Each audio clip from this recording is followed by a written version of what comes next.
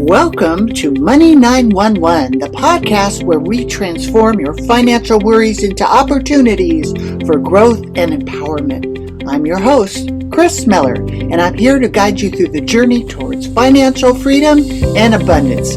Get ready to dive into the world of personal finance, where every question brings us closer to our goals. Let's start the conversation that changes everything.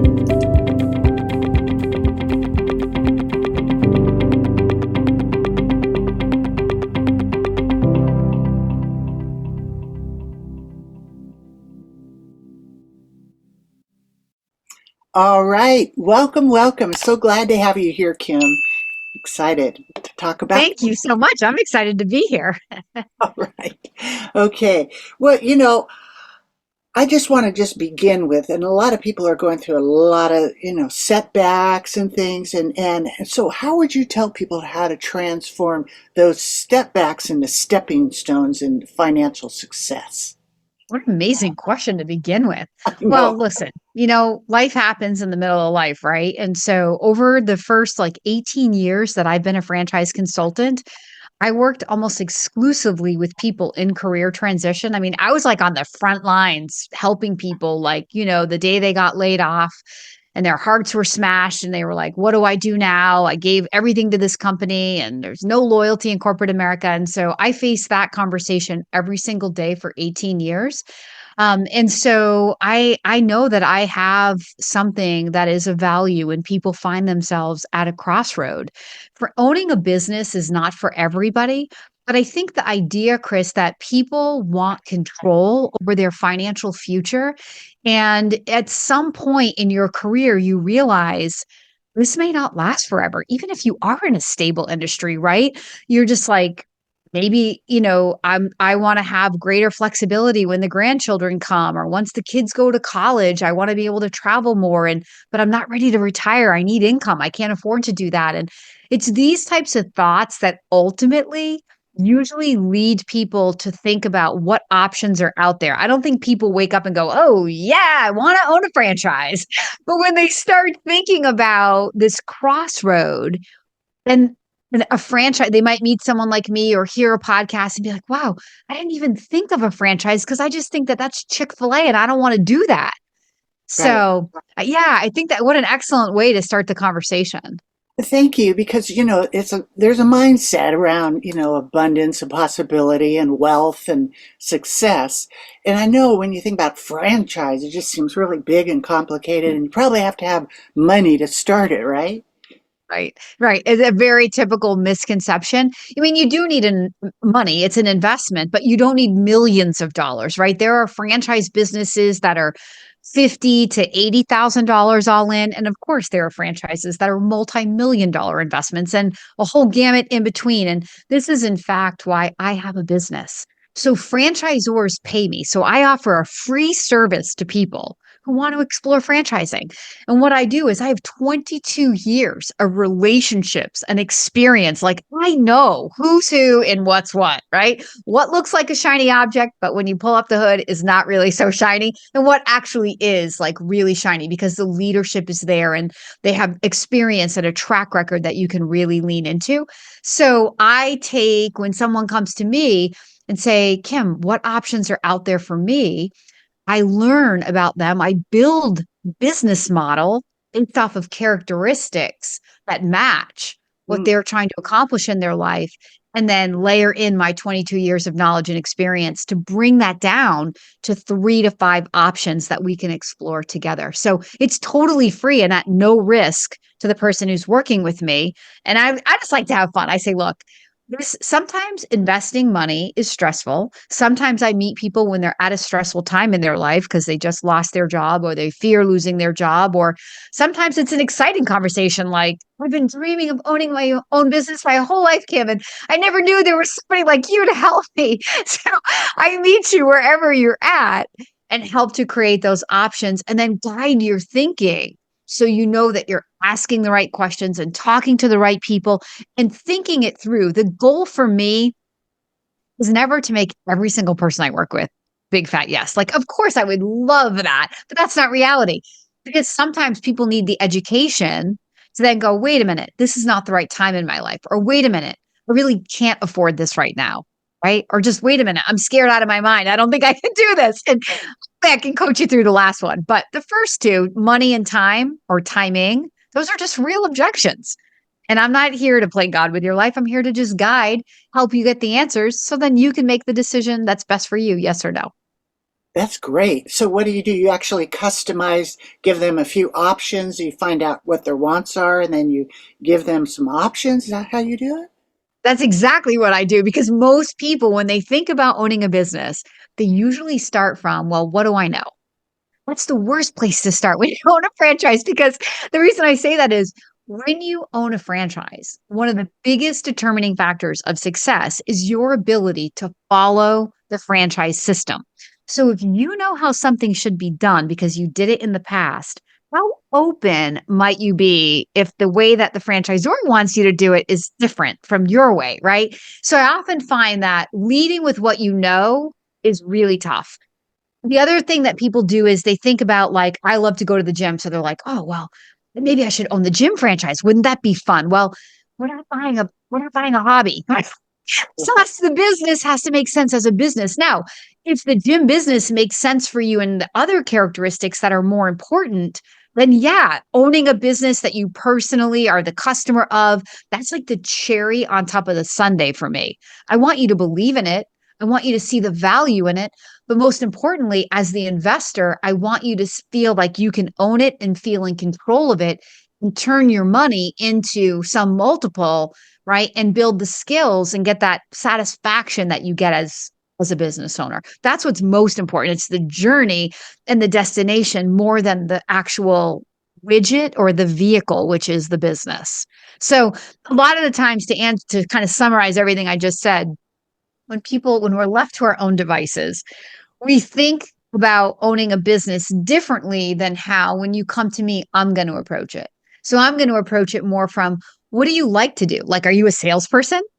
Are you an HR person? Like, do you love leading and managing people? Would creating jobs in your community be what got you out of bed every day about owning a business? Like, I want to come at it from the skills you're using as an owner, the environment that you're creating, right? Like, I'm working with a guy right now that said, my number one goal with owning a business is to create jobs for homeless veterans. Great. Oh, let's Yeah. go, right? Yeah. That's his driving motivation. So that's kind of, I'm more interested in those types of characteristics. And like, are you building something to sell it? Or are you building it more like to set it and forget it, like a laundromat? Hmm. Are you building something that you could pass on to your kids? So we go way beyond food and retail. In fact, you're going to have to beg me to show you food. This is about businesses that most people don't even realize are franchise businesses, and they wouldn't even necessarily think they're qualified to own them until they meet me.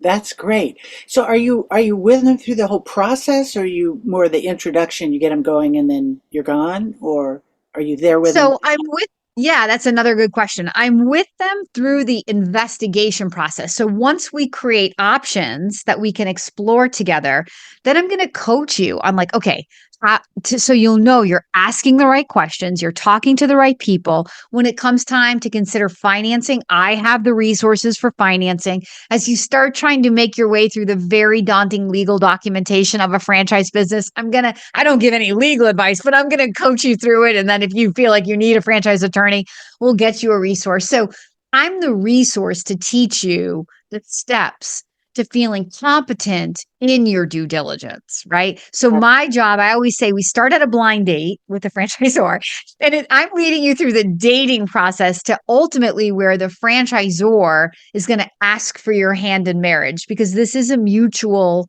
partnership. Both parties have to feel like it's a win-win. And ultimately, good franchisors are awarding the license to you. So it's not even your business to buy until you've impressed the leadership team and they're saying, we want you to be in our family of franchisees. Do you want us? So my job is to get you to that day where they've awarded you the opportunity and you sign your franchise agreement. And then I kiss you goodbye and off you go to live happily ever after. Well, what that's fabulous. So, what opportunities exist today in the economy? What kind of things can people leverage to enhance, or you know, are if they don't have money, are there organizations that help them finance, or how does Oh, that? sure. Yeah. So the Small Business Association, the SBA, so this is a government backed lending program, right? That incentivizes local banks to loan money to small businesses. Why? Because small businesses are a sign of life in local communities.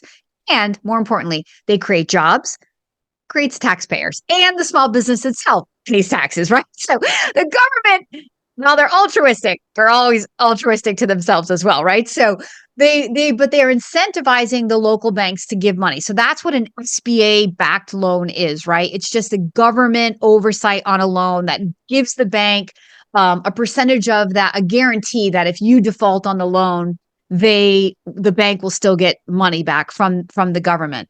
And that gives the bank more freedom and flexibility to loan money.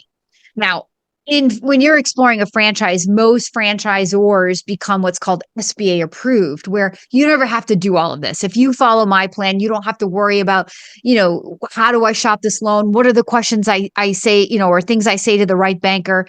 All of that gets done through this proven process I'm offering for you. But yes, there are always lending options available.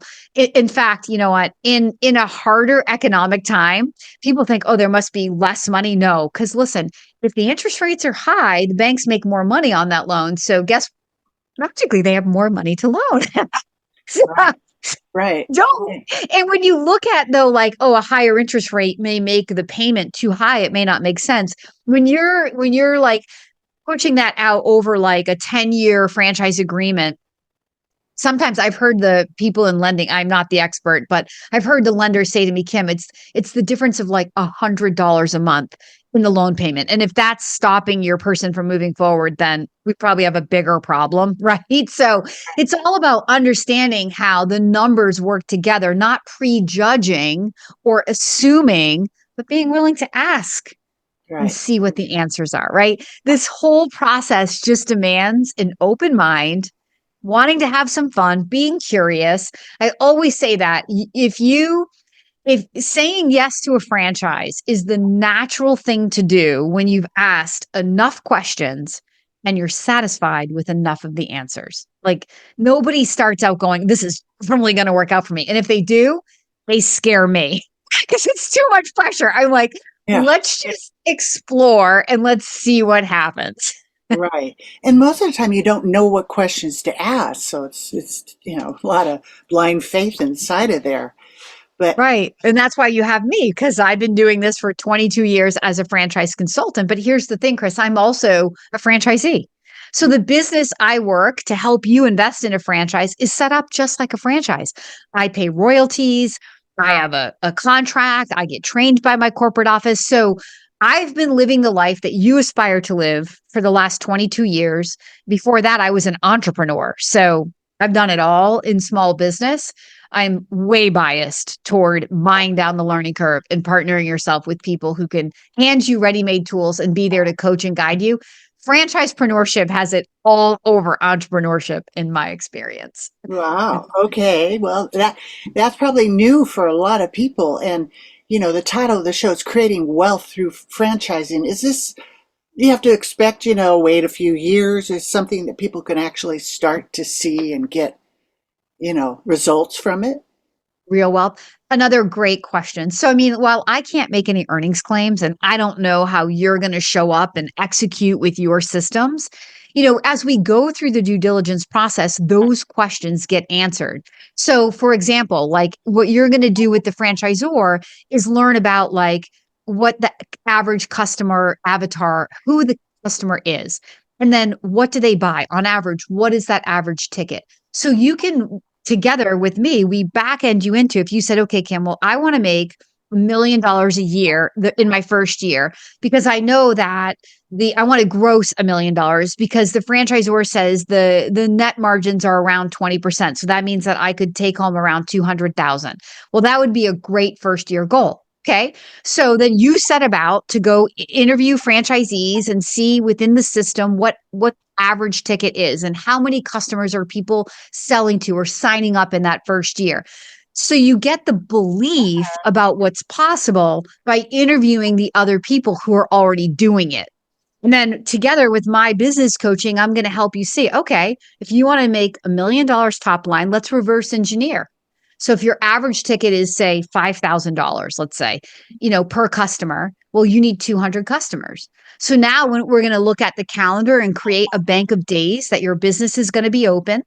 And I love to give everybody 4 weeks of vacation time. So we're going to work it off of 48 weeks. I love to give you weekends off, especially if you have like a home services business that operates Monday through Friday. So if you take 48 weeks times 5 days, it gives you a bank of 240 days. So if you need 200 sales and you have 240 days, well, very clearly you can go, okay, so if every day I come to work, I sell one customer, my average ticket is around 5 grand. Maybe some tickets are 3,000 and some tickets are 10,000. But as long as it averages to 5,000, then the question of, well, how do I build $1 million in my first 12 months becomes very easy to see on paper. I'm not saying it's easy to execute. I'm just saying the plan is very simple, right? And then the rest is up to you to show up for those goals, figure out what those closing ratios are, right? So how hard do I have to work to get that customer to say yes, right? Maybe you're 1 out of 3, which means you need to be on 15 appointments in your week. You need to close 5 of those. You need, on average, those 5 tickets to be averaging to 5,000. So this is how I work with people to break down what seems very daunting and complicated and make it so practical and simple. Now, again, like I said, the plan is always simple. We know as business owners, execution is never easy because things happen to make it harder or easier, but we're working from very simple plans, even in pretty sophisticated businesses.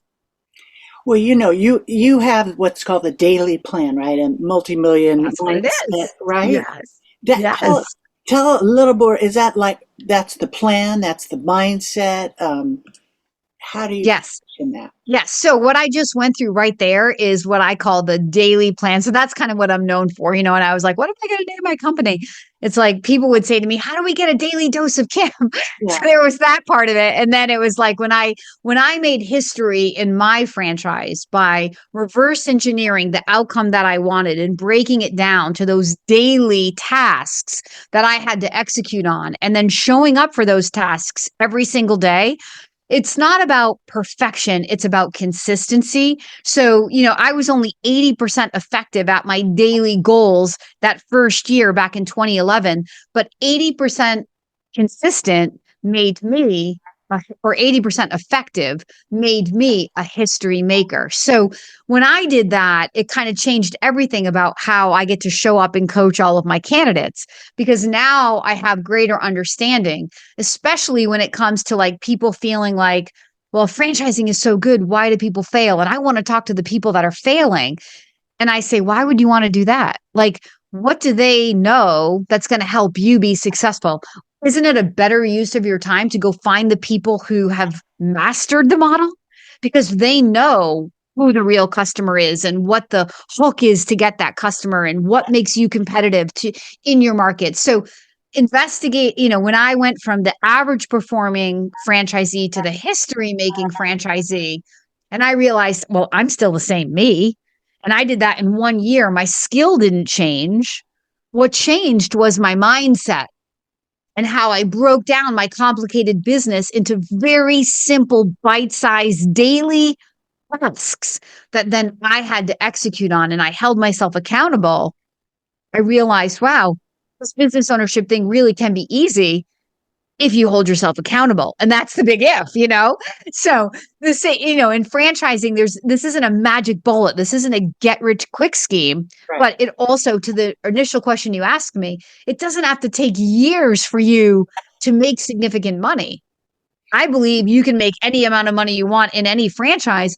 You just have to show up and execute to the numbers that help you create those numbers, Right. right? Yeah. So I bet you, I mean, you sound like your own testimonial there.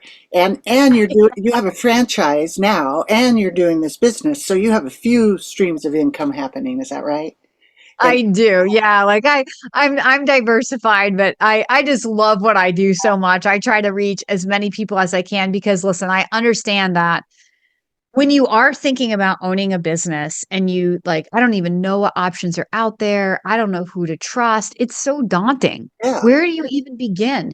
And I Mm, mean, here I am with all this knowledge and all this experience, not just book experience from training from my franchise, but real life experience. It makes me incredibly passionate to want to get in front of as many audiences as I can to be like, look, I can help you.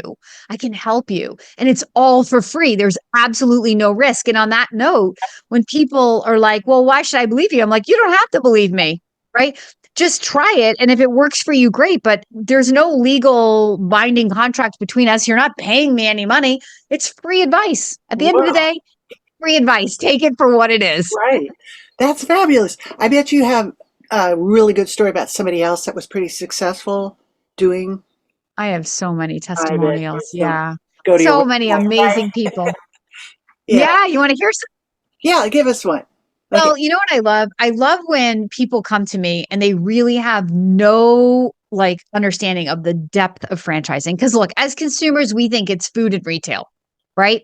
So a lot of times that's where my conversation starts. Like, okay, let's remove food from the table. Like literally, let's remove food from the table. You're gonna have to beg me to show you food. So let's see. I worked with let's pick on Rich and Stacy. So this wonderful couple, Rich and Stacy. Now they had always thought about owning a business. They knew it was happening in their future, but then Rich got news that he was going to lose his job. So now he's like, oh, shoot, we got to do something sooner rather than later because I don't want to, I want to invest that severance. I don't want to live off the severance, right? right. So before I lose my job, I want to create this cash flowing asset and see if we can get this thing thriving. So that severance we could even put into building another location or expanding. So when they came to me, they thought it was going to be food. I busted through that myth. They ended up investing in, get this, a home services business in the painting industry. Now, neither one of them were into painting. They were never going to be painters either. This is a subcontractor business model. Now, Rich came from tech. So he loved high technology businesses. This particular painting franchise really is a high tech business. They use all kinds of technology, not just in like color matching, quoting, making quotes where they can measure the rooms using technology. So you don't need any like painting, contracting skills at all to do this quite well, but also in running the back end systems, digital SEO, call centers that are booking calls and then putting the customers into your calendar. So then your salesperson gets to go out and, sell the customer the job. So technology everywhere. And his wife, Stacy, she loved HGTV. She was like, if I didn't do what I did right now, I think she was a dental hygienist. She was like, I would have been an interior designer. So now she got to own a business where, again, she wouldn't be in people's homes forever, but she could start that way and then hire that salesperson to replace her. But she got to go into people's homes and look, paint really influences the entire like feeling in a room, right? So she saw that connection. She thought this is going to be fun. I don't have to have an interior design degree to go into people's homes and with training to feel confident that I can guide them to their awesome painting choices. Then they use the subcontractor model. So they're using Joe Painter guy that's already in their community who knows how to paint the wall. Right. So you're not even competing with that guy. You're giving him the work. The Mm, reason he's saying yes is he doesn't like doing the sales part. He likes rolling the paint, right? So yeah. he even brings in his crews. This allows you to really be a sales and marketing engine, selling jobs, and building a multi-million-dollar painting company Mhm. without ever painting anything. So they saw their future once they met me in a business that they literally didn't even know existed as a franchise, nor did they ever think they were qualified to own a business like that, and saw that they could go on and surpass Rich's executive level salary in corporate America in a fairly short amount of time if they could execute on those sales plans. That's great. That's great. Boy, that just opens up lots of opportunity. I bet you could just go on and on with your stories, but why don't you tell everybody how to get in contact with you? And you say you're doing this for free. I mean, that's amazing. I Just know I have such a big heart, Kris. Kidding. It's got my free. attention. Oh, maybe I want a franchise. No, seriously, that's great. Tell everybody how to be in touch with you. Okay, well, first of all, let me just address I don't work for free. It's Right, just free for my candidate. I'm paid like a recruiter. So sure. believe it or not, the franchisors pay me to Right. offer this amazing service because it helps maximize their time. Because when you have a bad day at work and you fill out a form on the internet and you say go right to the franchisor, they may receive hundreds of emails. They don't know who's serious, who's financially qualified, who actually is going to take their call when they call them back. But when you come to Kim Daly and you're teed up and you're financially qualified and you live in a market that they want to develop and you have the key skills that match their top performing people. So when I serve you up as a legitimate candidate for their business, they're rolling out the red carpet. They're like, this is a Kim Daly prepared candidate. Yeah. Plus, they know that you know what you're doing because I prepared your mindset. So Mm, you're getting the senior people versus the junior people that work organic leads. And they're rolling out that red carpet because they know they're maximizing their time with a better, more qualified person. So that's why they pay me to offer this awesome service. Now, yeah. to reach me, if you're interested or you have further questions, go to my website, thedalycoach.com. That's DALY, the Daily Coach. Now, on my website, I have so many resources, but if you just Google me, I have a podcast on Apple and Spotify called Create Wealth Through Franchising. I have over 800 videos on YouTube. I'm on LinkedIn and Instagram. So you can find me anywhere, but all of that content is housed along with a quiz that helps you know if you're fit to be a franchisee. So you can definitely find all of those resources at thedalycoach.com, DALY. That's great. It seems like you have everything. You have the whole package there. I'm working on it. I'm working on it. Trying to keep all the plates in the air, Kris. A lot of It's a play. very full-time job, but I love it so much. Yeah, I can see that in your sparkle for sure. Well, Thank it's you. been a pleasure talking to you, and we'll look forward to more. Thank you so much. Thank you for the opportunity. Thank you for joining me on this episode of Money 911. Remember, every financial challenge is a chance to learn and grow.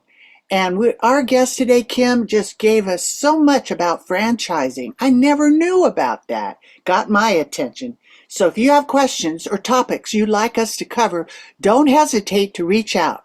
Until next time, keep striving for your dreams and take charge of your financial destiny. This is your host, Kris Miller, signing off. There's so much to learn about healthy money.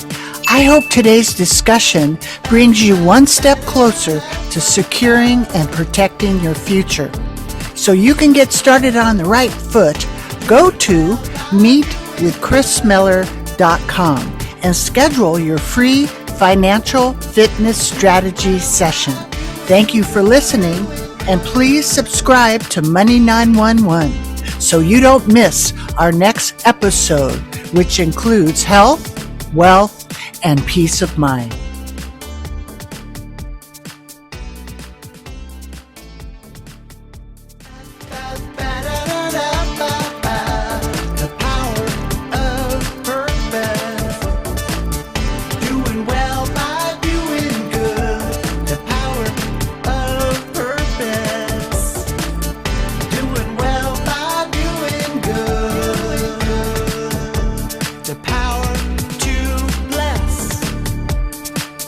Lives inside of all of us, the power of love.